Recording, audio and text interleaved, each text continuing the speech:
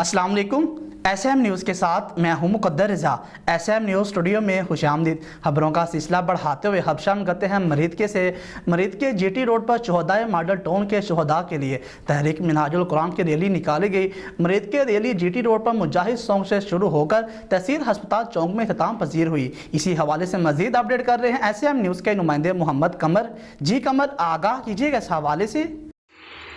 जी, मरीद के शहदाए model town के हक़ में तहरीक मिनहाजुल कुरान ने रैली निकाली। मरीद के रैली मुजाहिद चौक से शुरू होकर तहसील हेडक्वार्टर चौक में इख्तिताम पजीर हुई। रैली में सैकड़ों मर्द व ख़वातीन ने शिरकत की। प्ले कार्ड उठाकर मौजूदा हुकूमत खुश के नाखुन ले और मॉडल टाउन के शहदा को इंसाफ फराहम करे।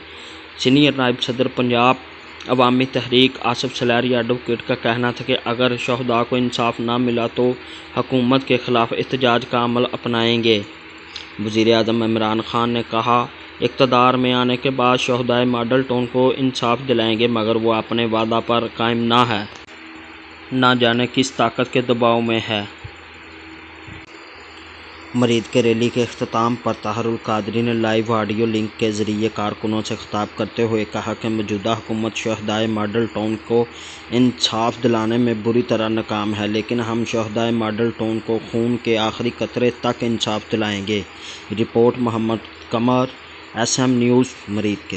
बहुत शुक्रिया कमर, तफसीलात से आगाह करने के लिए। अब तक के लिए इतना ही। मज़ीद खबरों के लिए देखते रहिए SM न्यूज़।